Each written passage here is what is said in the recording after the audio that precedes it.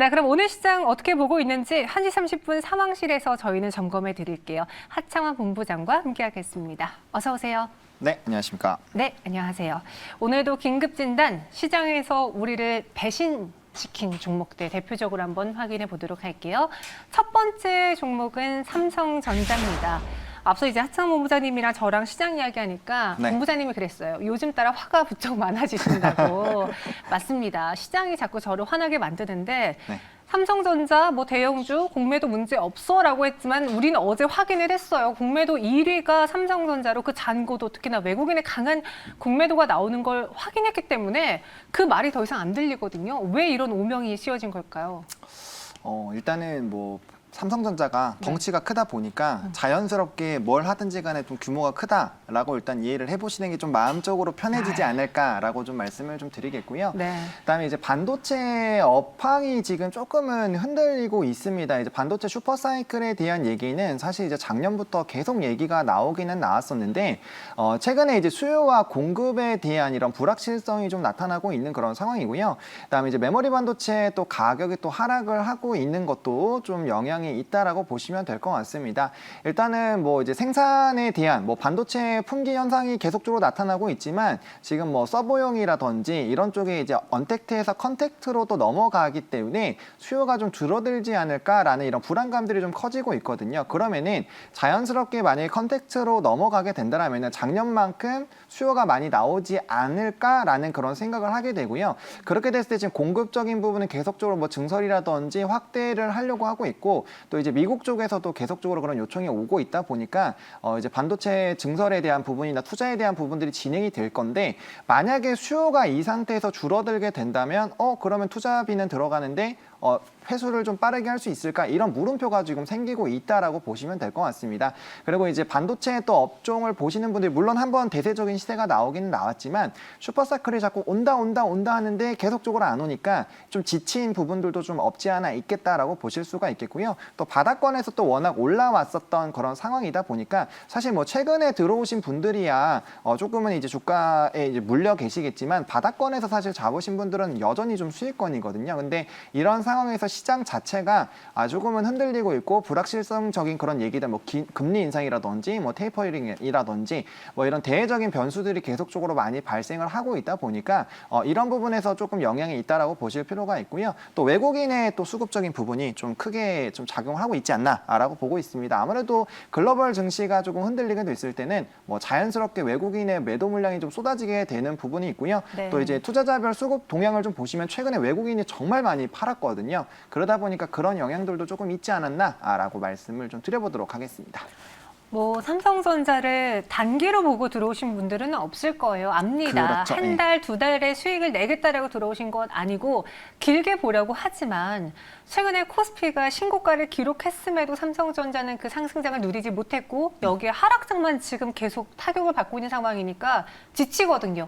내 판단이 틀렸나라고 생각을 할 수밖에 없는 시간인 것 같은데 여기서 우리가 그나마 걸어볼 수 있는 길에는 미국에서의 투자 소식이 아닐까 싶거든요. 네, 지금 사실 그 부분에 대해서 좀 집중적으로 보셔야 됩니다. 일단 바이든 정권이 연달아 지금 요청을 또 하고 있다 보니까 네. 굉장히 좀 급한가라는 생각을 좀 많이 할 수 있고요.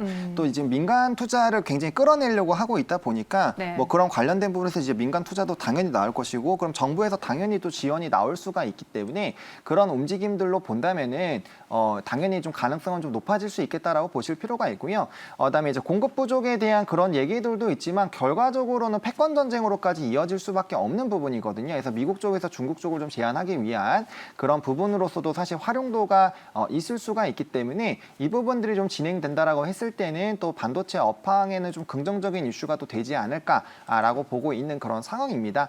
다만 이 관련된 부분들이 이제 한미 정상회의 앞두고 있기 때문에 일단은 좀 긍정적으로 나올 가능성은 크지만 일단 이 부분들이 더 나오는 부분들과 또 앞서 말씀드렸던 부분에서 이제 결과적으로는 이제 수요 부분이 좀 원활하게 진행이 될 것이다라는 기대감들이 확대가 돼야 되거든요. 그래서 그런 업황 자체가 좀 구성이 되는지 여부를 조금 체크를 해보셔야 되지 않을까라고 말씀을 좀 드려보도록 하겠습니다. 네, 이 투자 소식이 들려온다면은 또 시장에서 특히 반도체주 상승에 마중물 역할을 좀 해줄 수 있을 것 같은데 네. 그걸 지금 기다리고 있는 상황이고요.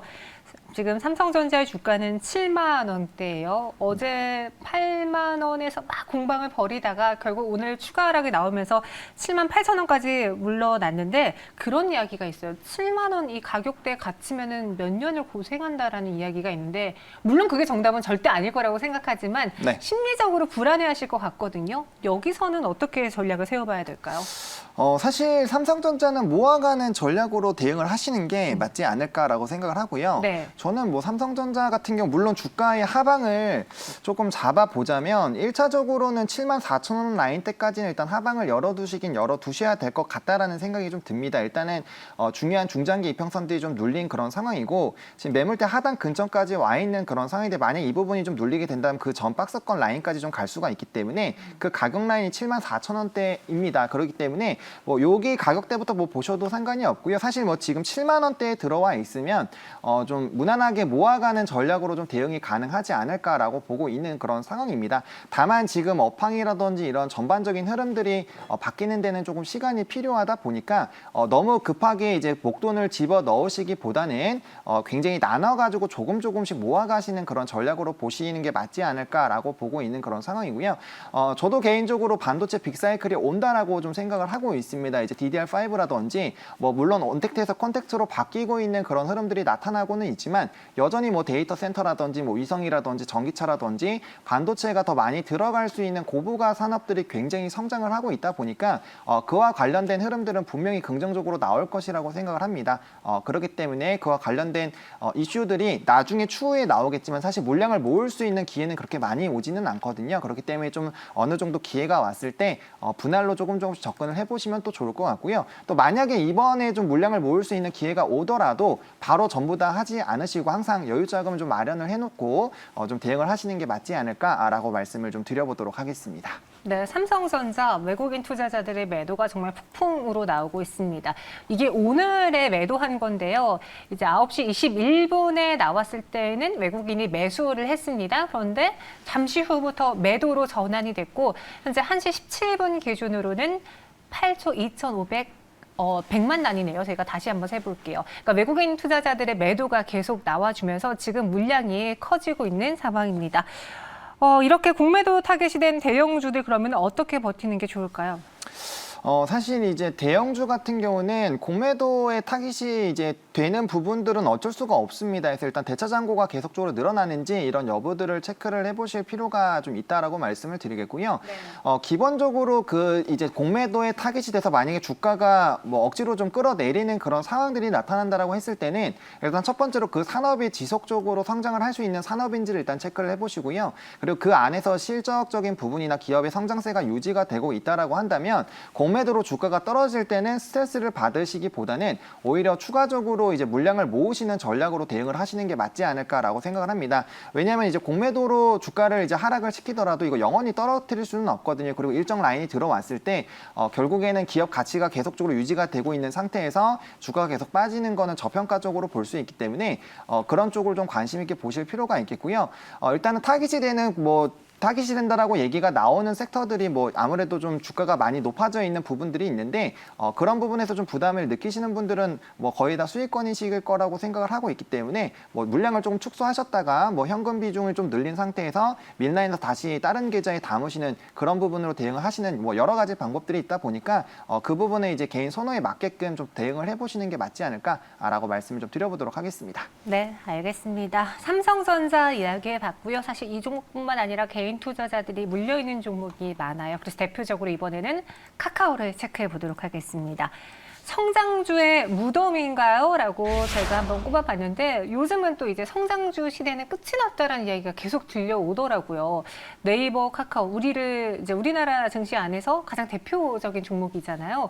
이 성장주 시대 끝났다에 대해서 하창 본부장님은 어떻게 생각하세요?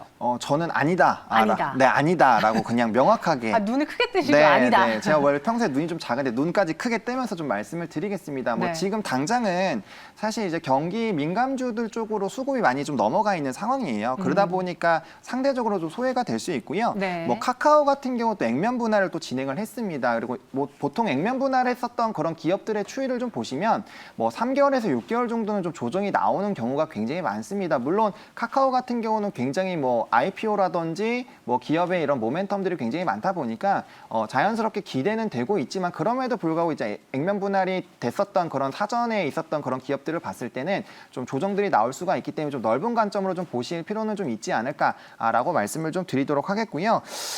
그리고 뭐 긴축이라든지 이런 뭐 밸류에이션 부담들이 좀 나타날 수는 있습니다. 그러다 보니까 이런 부분들에서 좀 부담은 있을 수가 있지만 뭐 카카오든 네이버든 사실 이제 플랫폼 관련된 종목군들은 얼마든지 신사업들을 추가적으로 할 수가 있고요. 기존에 이제 가지고 있는 그런 라인업들이 있다 보니까 굉장히 좀 빠르게 성장을 할 수 있습니다. 그러니까 저는 이런 플랫폼 관련주들 말씀을 드릴 때 아마존을 항상 좀 비교를 많이 해드리는데 아마존 같은 경우 거의 모든 전 사업을 지금 점령을 하고 있잖아요. 그런 것처럼 카카오나 네이버를 사실 사용하지 않는 사람들은 거의 없습니다. 그러다 보니까 국내에서 그런 사업들이 새로운 부분들이 진행됐을 때 항상 잘 되고 있고 또 이제 뭐 페이라든지 그다음에 이제 뭐 커머스 부분 그리고 뭐 광고 부분 또 이제 웹툰까지 굉장히 뭐 전 사업 부분으로 좀 넓혀 나가고 있고요. 뭐 또 모빌리티라든지 뭐 요즘에 싱싱카까지 좀 넘어간다라고 합니다. 그러니까 그런 여러 가지 플랫폼들을 활용해서 얼마든지 기업이 성장을 할 수가 있기 때문에 그런 관점을 좀 보시면 좋지 않을까라고 말씀을 좀 드려보도록 하겠습니다.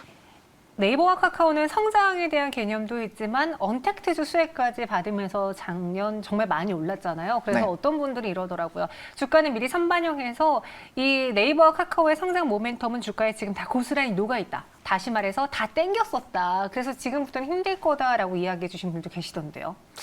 저는 그렇게 생각하지 않습니다. 네, 저는 앞으로 나중에 조금 뭐 결과를 당연히 지켜봐야 되겠지만 저는 플랫폼 관련된 종목군들 특히나 네이버나 카카오처럼 이 정도로 덩치가 커진 기업들 같은 경우는 네. 지속적으로 성장을 못하는 거가 이상하다라고 생각을 합니다. 그렇기 그리고 때문에 네. 얘네가 언택트만 하는 게 아니잖아요. 그렇죠? 그렇죠. 네, 또 그것도 그렇고요. 그래서 이제 뭐 다양한 부분들을 영위를 하고 있는 상황이다 보니까 뭐 자연스럽게 저는 뭐 지금 단기적으로는 아까 말씀드린 그런 요인들 때문에 좀 빠질 수는 있지만 중장기적으로 봤을 때는 다시 조금 올라갈 수 있는 부분들은 충분히 있다라고 저는 생각을 하고 있고요. 오히려 이렇게 좀 많이 눌리게 됐을 때 조금 모아가시는 전략으로 보실 필요가 있고요. 또 최근에 그냥 여론이나 이런 시장에서 흐름이 언택트에서 컨택트로 넘어가고 있다 해서 지금 뭐 소비주라든지 유통주 쪽으로 굉장히 많이 관심이 가 있는 상황이다 보니까 자연스럽게 이제 반대쪽에 있는 쪽이 좀 빠지고 있다라고 보시면 될 것 같고요. 근데 이제 그쪽도 어느 정도 시세가 나오고 나면 다시 이제 또 관심주들을 바꿀 거기 때문에 그럴 때 다시 한번 좀 부각이 될 수 있지 않을까라고 말씀을 드려보도록 하겠습니다. 네, 그럼 yes or no로 여쭤볼게요. 카카오 지금 살 수 있는 절호의 기회입니까? 네이버도 기회일까요?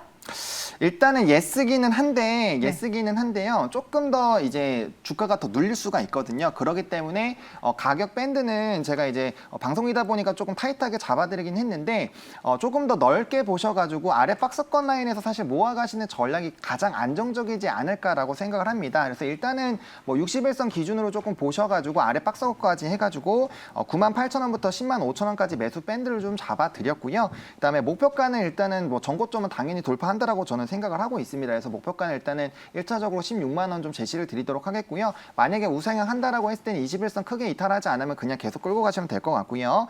만약에 현재 가격대로 좀 접근을 하신다면은 93,500원으로 조금 접근을 해보시면 카카오는 괜찮지 않을까라고 말씀을 좀 드려보도록 하겠습니다. 네, 알겠습니다. 마지막 상황실도요. 또 개인 투자자들이 많이 물려있는 종목입니다.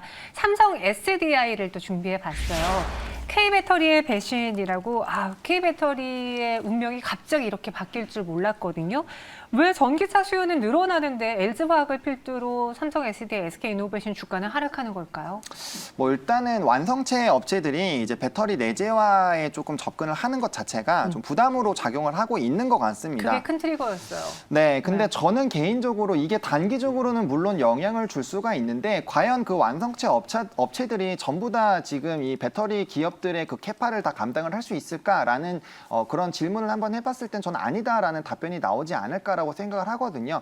물론 현재 상황에서 이런 내재화가 진행이 된다라는 것 자체가 좀 단기적으로 봤을 땐 수주의 감소로 이어질 수가 있기 때문에 단기적으로 이제 실적이 더 잘 나올 수 있을 것인가에 대한 물음표가 나올 수는 있지만 전기차 시장은 계속적으로 커질 수밖에 없고요. 앞으로 2차 전지 관련된 수요들은 계속 늘어날 수밖에 없다라고 생각을 하고 있고요. 그다음에 이제 배터리 제작도 기술력이 필요합니다. 그래서 물론 완성체 업체들도 뭐 기술력이 아예 없지는 않겠지만 지금 배터리를 전문적으로 하는 업체들만큼의 기술력을 끌어내기 위해서는 분명 기술 투자라든지 많은 투자 비용을 지불을 해야 될 거거든요. 근데 그런 부분들이 상당히 좀 부담이 되지 않을까라고 보고 있고요. 뭐 일정 부분들은 좀 가져갈 수 있겠지만 그게 시장의 큰 판도를 바꿀 정도는 아니다라고 저는 개인적으로 생각을 하고 있습니다. 네, 그럼 이 배터리 3사들의 각각의 매력에 대해서는 어떻게 보시는지 오늘 중요한 이 삼성 SDI 이러다가 60만 원 깨지는 거 아닌가요? 라는 글도 올라왔는데 삼성 SDI에 대한 가격 전략까지 들어볼게요.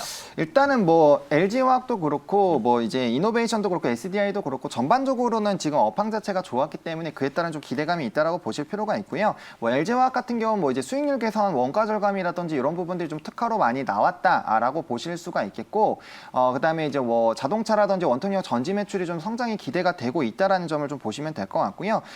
이노베이션 같은 경우는 이제 사업 판매량이 확대가 많이 됐습니다. 그러다 보니까 또 분기 최대 매출이 또 나타나지 않을까라는 또 기대감들이 좀 커지고 있다라고 보실 수가 있겠고, 또 이제 초기적으로 이제 공장 비용들을 다 비용을 했고, 그다음에 이제 공장에 대한 그런 증설을 통해서 캐파 확대가 좀 기대가 되고 있습니다. 아무래도 증설로 이어진다라는 것 자체가 사실 시장이 굉장히 좀 기대감이 된다라고 보실 필요가 있겠고요. 또 중국 쪽에 대한 공장 양산이 또 시작하기 때문에 이러한 수익성이 좀 극대화되지 않을까라고 보고 있고, 뭐 삼성 SDI도 마찬가지입니다. 중대형 전지 판매가 확대가 되고 있고, 뭐 ESS 공급 확대 등이 좀 나타나고 있고, 또 소형 전지에서 좀 기대가 되겠다라고 말씀을 드리겠고요.